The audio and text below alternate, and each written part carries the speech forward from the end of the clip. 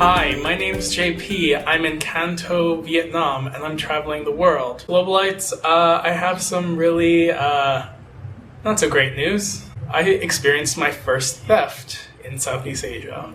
Now let me back up a little bit because the last time you saw me I was in Ho Chi Minh City or Saigon. I had more to show you, but I decided to leave Ho Chi Minh City and I went on a bus to the Mekong Delta area to a town called Can Tho, and I was sitting on this bus for 3 hours next to this lady, and I think I had an inkling, but it wasn't top of mind, that she was kind of checking out the electronics I had in my day pack. As you know, I pack all my stuff in my Tortuga, but my Tortuga can't fit in the cabin of a bus, so it has to go underneath the bus. I take all of my other valuables that I don't want accidentally misplaced or stolen with me on my person into the bus. But I think I had too much stuff in my day pack, and I was pulling out stuff and putting stuff away, and things got a little bit cluttered.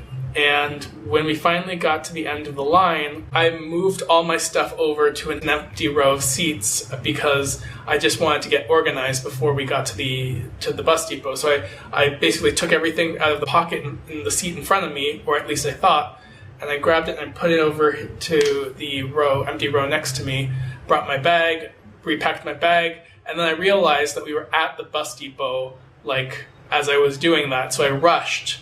And I put all this stuff in. I thought I had everything and was ready to go, and I walked out the bus. Some moto taxi driver came up to me, and we negotiated a deal, and then I was out on the road. And as we were driving, I was like, oh, maybe I should film this. And I was like, oh, I don't have my camera. The last time I had it was at a rest stop, and then I have not seen it. I did not pack it in my backpack when I was leaving the bus. Holy crap. So I rushed back to the bus depot. The bus that had dropped me off there had already gone off to another bus depot, and I panicked. So I ran into the office area, and I was like, does anybody have my camera? They were like, no, we don't. They called and checked to see if anyone had seen it, like the driver, I guess, or someone on the bus, and they were like, no. And I was like, no, you don't understand. My camera is on that bus. There's no other place that camera could be. So they told the moto taxi driver where the bus depot was, and they told me to go there. They wrote down the number of the bus. We drove, and it was only 2 or 3 minutes, and I got there, and I went on the bus, and the bus attendant was like, I don't know where it was. He had already cleaned out all the rows. I was very suspicious of him, first of all, because I was like, if I would have left it here, you would be the one to have it. So I made a big fuss of it. I went up to him and I was like, look, if you have it, I pulled out my wallet. I'm like, what do you want? I'll pay you anything. I just need my camera back. Even then, he was just like, I don't know. I don't have it. I don't have your camera. I think someone took it. And so then I was just totally defeated. And I was in this... my ego was bruised. I was in a state of shock. I got back to the moto taxi. I told him the news. He drove me to this hotel.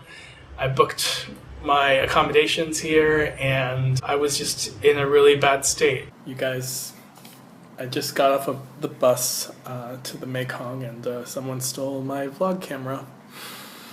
And I had to put myself in a different perspective. I mean, this is an expensive thing. It's not the most expensive camera, but it's expensive when you're living on $25 a day. I mean, that could wipe out a whole week of my travels. It was the worst thing that's happened to me on this trip besides spraining my ankle. But it's definitely not the worst thing that could happen to me during my travels. It's just the camera.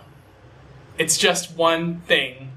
And even though it's an important thing, it's how I create videos for you, it's not the end of the world, and it can be replaced. And it's not the most expensive thing in the world, and it's not going to end your travels. And it's not like losing my passport, or getting my entire bag stolen, or getting severely hurt, or getting harmed by someone.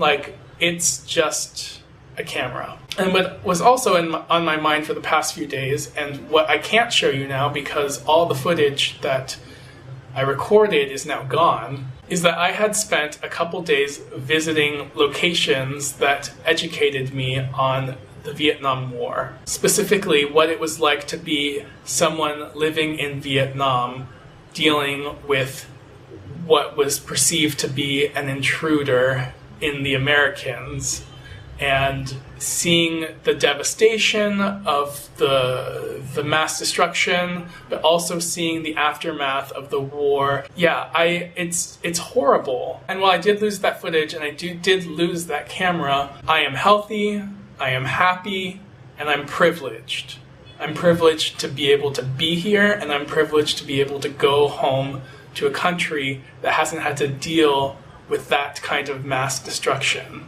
So in the end, losing my camera was a wake-up call. It allowed me to see what was really important about this entire journey, and to not take little things like that so seriously, not take physical things like even a camera so seriously. Don't get me wrong, I am like hyper aware now of everything that I have, and I'm definitely going to be more aware of my standing with everybody around me and to not flaunt my wealth or my possessions. But at the end of the day, these are just things, and I will always have the memories I had of learning about the Vietnam War at the War Remnants Museum, and also the Cu Chi tunnels. I will always remember what it was like to walk through tunnels that soldiers dug for themselves to avoid being blown up and to care for their families. And so, fuck the old camera. Now obviously I'm talking to you right now because I went out and I got a new camera. Ta-da!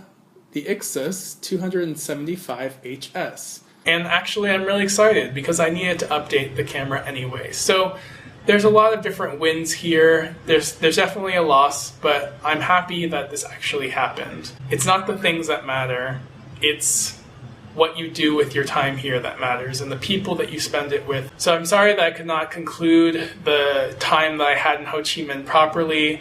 I definitely wanted to show you more. But thank you so much for continuing to watch. It's been a journey of ups and downs, and I definitely do not highlight the downs as much as I highlight the highs. So your viewership is so important to me. It keeps me going. Your comments keep me going. I can't even emphasize that enough. Thank you so much for watching. So anyway, I just wanted to share that with you. If you're new to this channel, please subscribe because I'm posting videos every single week while I'm in Southeast Asia. Follow me on all the social medias. Links are down below. Thank you all so much for watching, and until next time, get off the couch and go do great things. Bye! So in a way, doing this journaling kind of showed me that we all need to create opportunities to have the best days in our lives. So while I'm trying to figure this out for myself, I actually want to hear from you. What is the day that you consider the